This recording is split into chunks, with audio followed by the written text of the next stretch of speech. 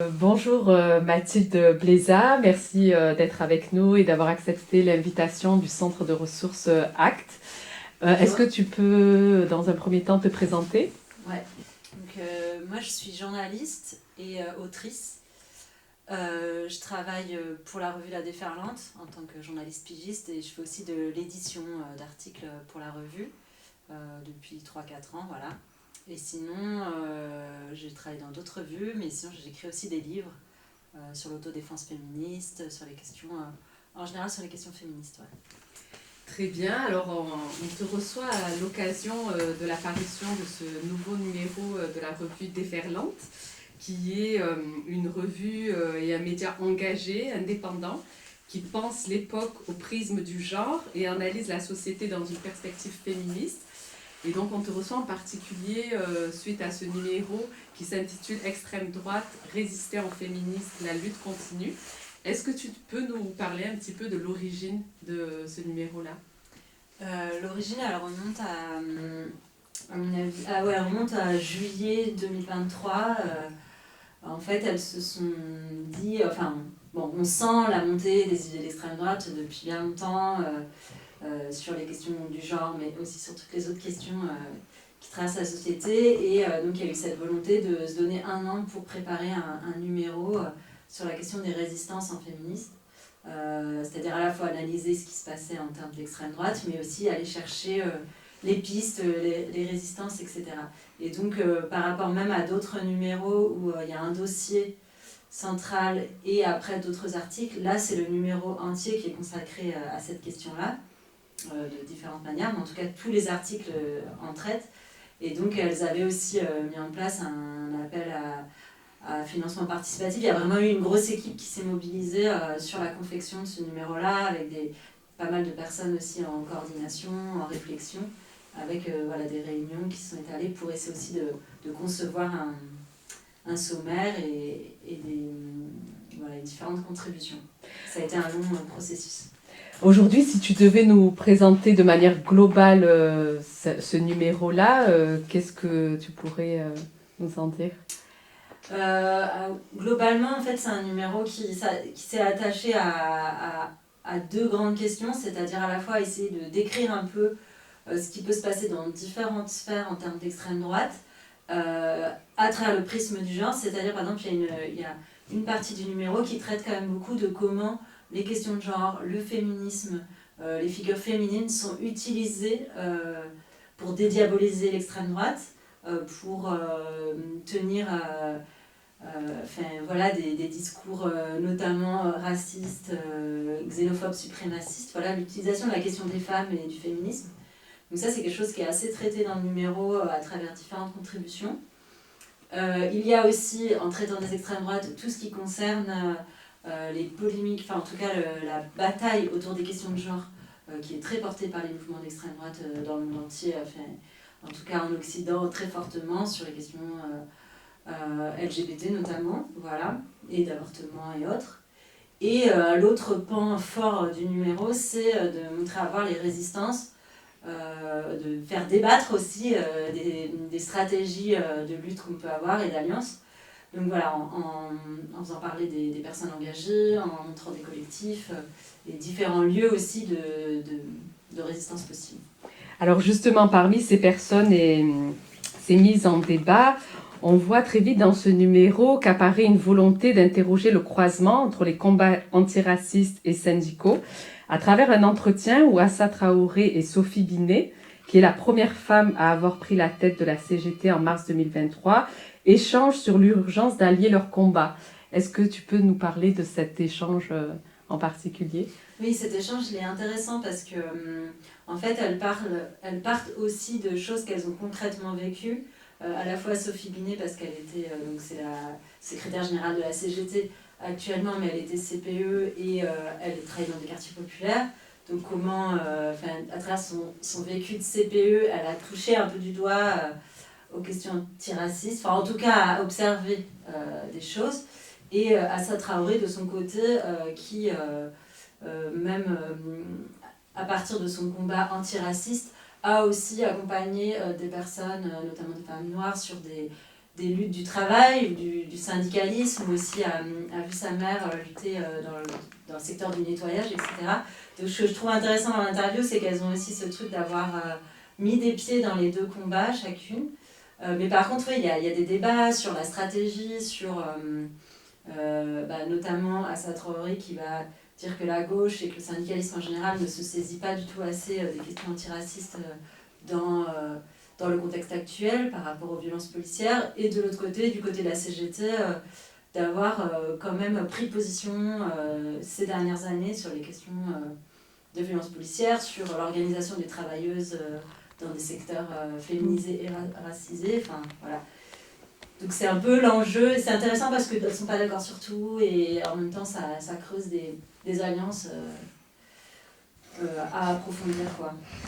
Ce numéro s'intéresse aussi aux manières, aux conditions dans lesquelles les femmes participent aussi à la dédiabolisation des extrêmes droites un peu partout en Europe. Est-ce que tu peux nous en parler ? Oui, il y a un article qui traite de cette question-là à partir des figures de l'extrême droite européenne, et en fait qui montre que dans pas mal de pays européens, les dirigeantes, les candidates à la présidentielle ou au poste de Premier ministre des partis d'extrême droite sont des femmes, comme Marine Le Pen, comme Giorgia Meloni en Italie, mais aussi d'autres au Danemark, en Allemagne aussi, Alice Weidel, et qu'elles ont déjà un style un peu assez proche, enfin, c'est des femmes blondes, voilà, etc.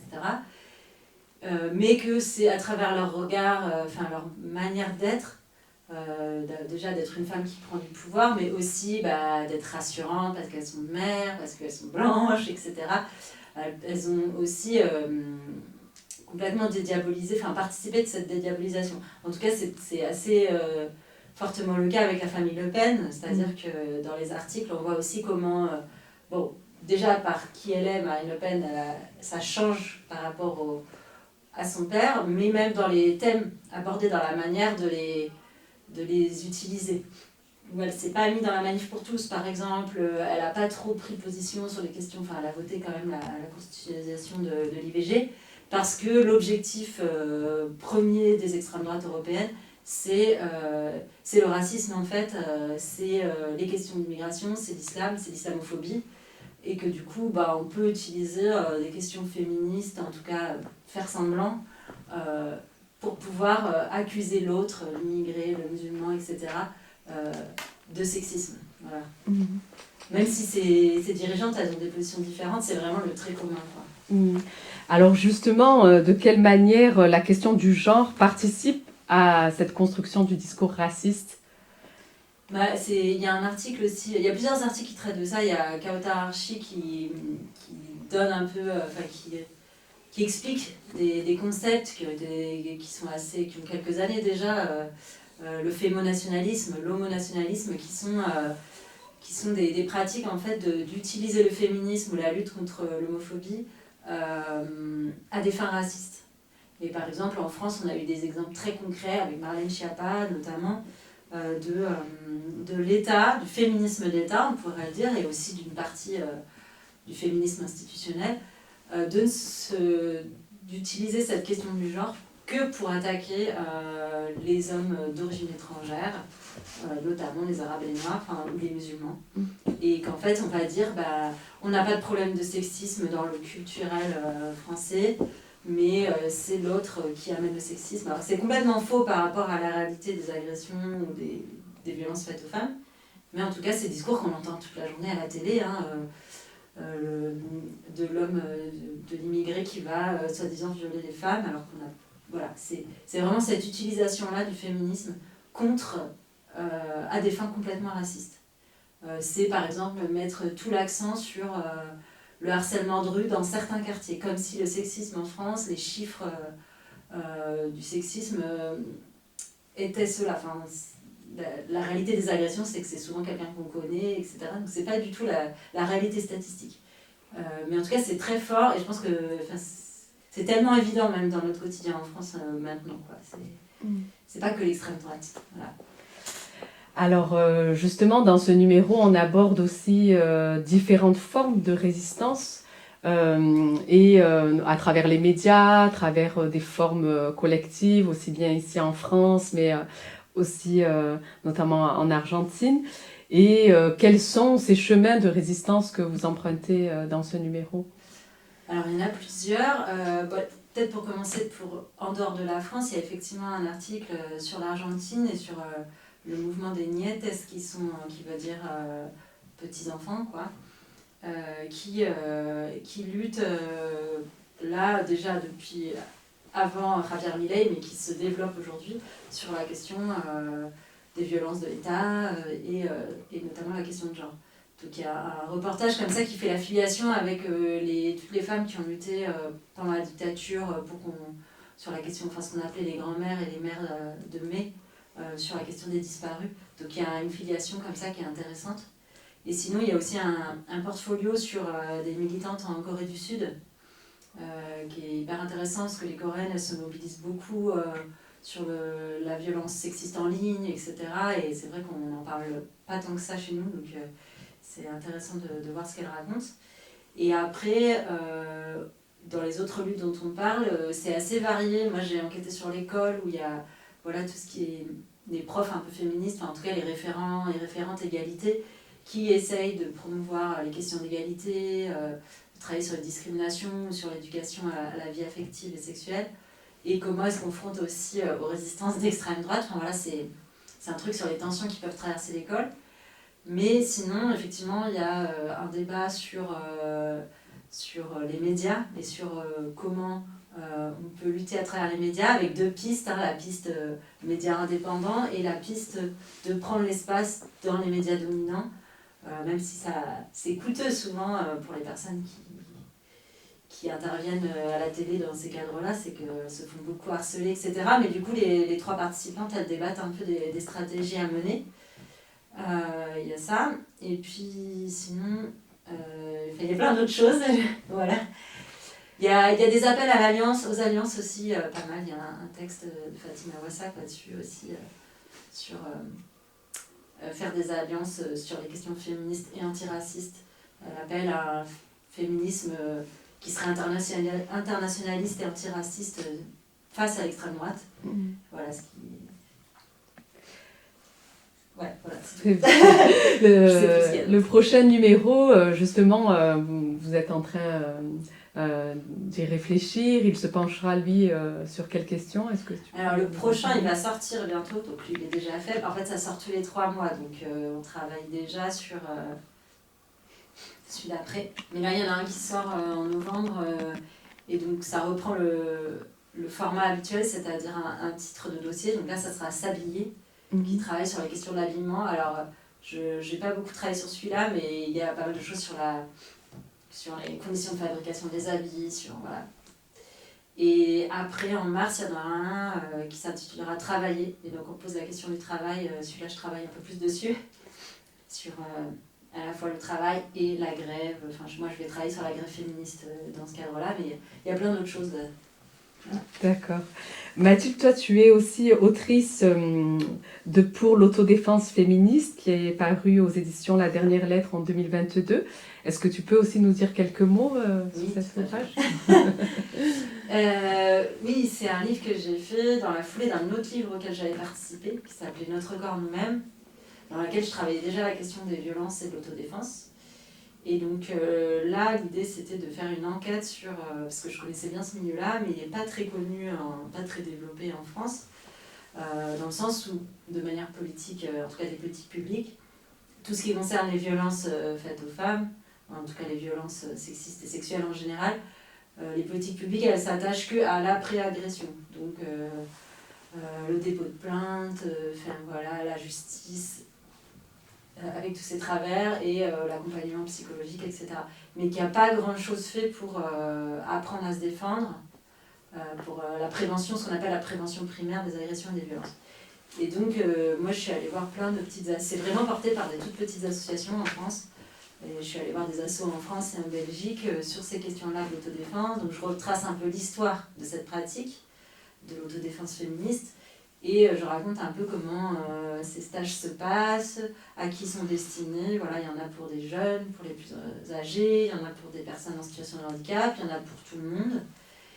Et j'ai interviewé beaucoup de participantes à des stages pour voir ce que ça leur avait fait à elles, parce que c'est pas juste que ça permet de ne pas subir des agressions très violentes, parce qu'on apprend à se défendre, mais c'est aussi, ça répare sur des choses qu'on a déjà vécues, ça permet de libérer de l'espace mental parce qu'on a moins peur tout le temps et donc du coup de faire d'autres choses.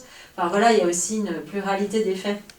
Et ce qui était intéressant, c'est que moi j'avais beaucoup aimé ma participation à des stages et là je voyais que plein de personnes différentes avaient été assez bouleversées par ça.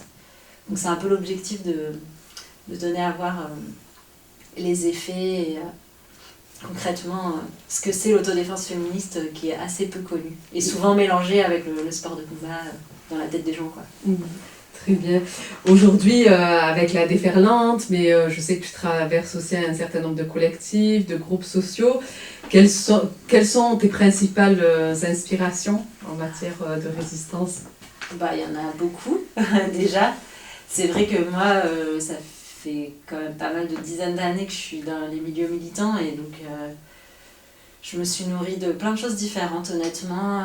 L'histoire des luttes en général, antiraciste, féministe, décoloniale, internationaliste aussi. Enfin vraiment, il y a tellement d'inspiration.